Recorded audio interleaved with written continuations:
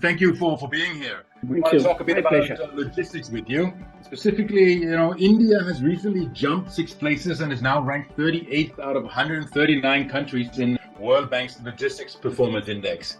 The government has also made great strides in implementing policies and programs to catalyze the logistics sector, enabling further growth of the Indian economy. What do you make of the progress so far achieved? What further is required to reduce the cost of logistics from the estimated 12 to 14% of GDP to hopefully, ideally, single-digit numbers? Thanks a lot for inviting me and then asking me to be part of this conference, of which I think you just mentioned. We could go on and on. First, the good news. Yes, climbing 6 places all at once when we are already within the first 50 is very good news. There's no doubt about it. But what does that signify? It signifies that ease of doing business is improving, not the cost of doing business. It's possible, and maybe it's also the point, that while the ease of doing business is going up, the costs are also going up. Because people will try to capitalize on the quicker delivery times, the improved efficiency. When we say we have gone up 6 places, it is based on a sample. Logistics Performance Index, as the saying goes, whatever is measured is improved. And what is not measured, we don't improve on them. And that also goes about with places. When we do this logistics index, it is limited to a few places. Maybe JNPT Port or Mundra, there things are being measured. Especially the ones when you say that things are getting into the port. And those are getting better. And since they are getting better, you see the result 6 places up, which is possibly huge in an international context. And definitely, yes, when performance is good, you need to be appreciative of it. But we need to move on. The signals will be where better efficiencies are shown, business will move there.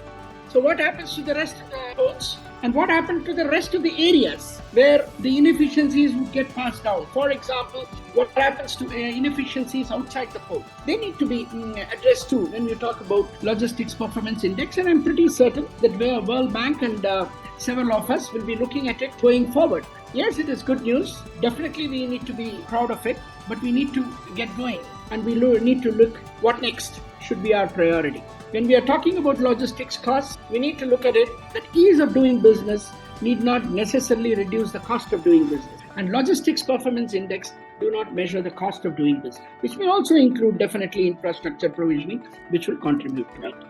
Yes, thank you. You hit the nail on the head, yeah? And I think efficiencies and costs of logistics are intrinsically linked. And you mentioned that, not only having efficient port, the whole chain has to be efficient, yeah? And I think when we talk about logistic costs in general and efficiency in the logistics systems, what we're trying to achieve for India is to be competitive, to enable further integration into global value chains, right? I think I also want to talk about one specific part of the logistics chain, and that's where there's been a big emphasis and a big focus, and that's the dedicated freight corridor. Because that is also a crucial endeavor made by the government to invest in such a big asset to partly bring down cost, bring up efficiencies, maybe even ease of doing business, but also importantly, encourage the transition from road to rail cargo transportation. Do you see, are we on a good track right now at DFC? Is there something that we can do to expedite that it gets utilized at a higher capacity than it is currently? Dedicated freight corridor is one of the largest investments, not just in the logistics sector, it's one of the largest investments in India. When a country makes such a large investment, certainly there are objectives to be achieved. And it is not something which has just happened just because we wanted to have a parallel line, as critics may like to say. Dedicated freight corridor is important. What does it do? It gets the entire northern belt, which is landlocked. If you look at the whole of northern belt, where almost 60% of India's GDP is generated, certainly a lot of it on the agricultural side and also on the industry side, gets linked to the ports. You are trying to affect something like 50% of the GDP. And if you are taking the eastern sector also into consideration, it could be more. Because if I want to transport from the eastern sector to the western side and avoid going around the Indian peninsula, what a better mode of transport than rail. But what's the issue?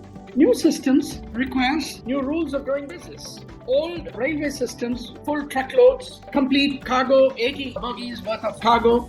Is this the way to go ahead in the dedicated freight corridor? You're not going to get cargoes lined up like that. It's not possible. If you're going to say, I'm going to transport 5 times cargo along the sector, that's possible in one lane, in one transport, that's possible. Therefore, what we need to do, what the first logistics guys are doing, you need to make the business modular so that you have wagon-based arrangements. Yeah, I mean, if you're going to ask one person to get me 70, 20 by 20 containers full and then only the train will go, that's not the way of doing business.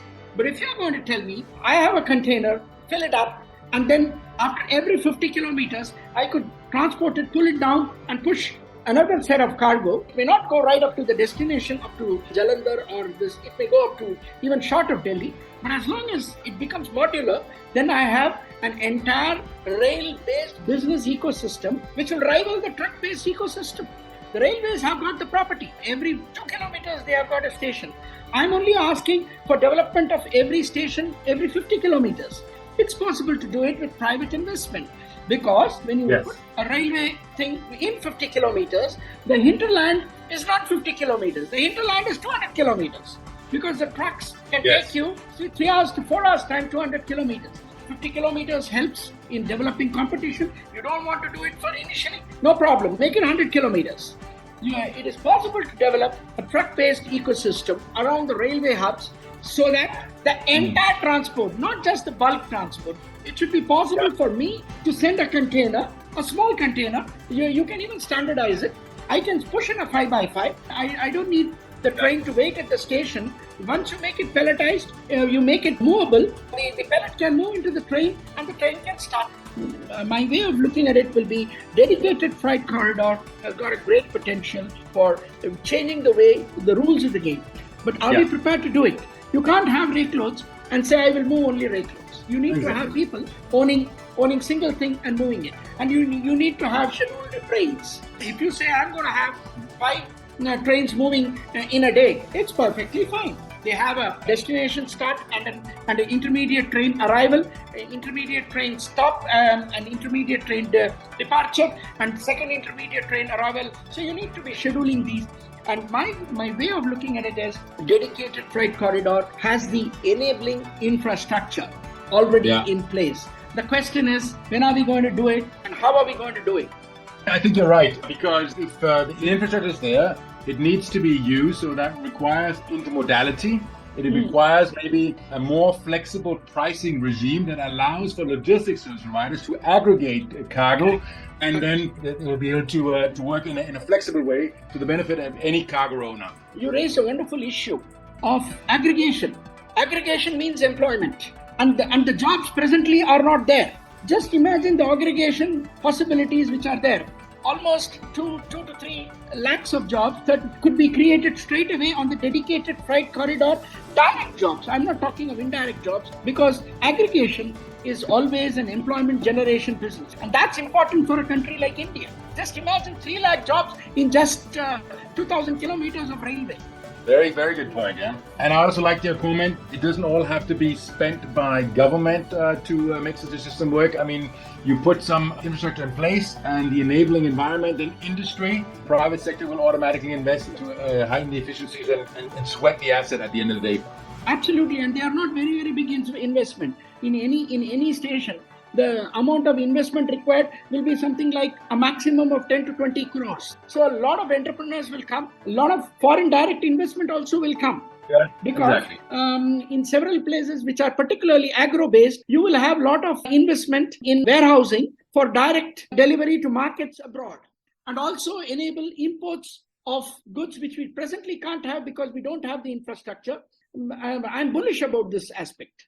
I'm very glad to hear that. And that's a fantastic roundup of quick discussion. Thank you very much, Mr. Sivasailam.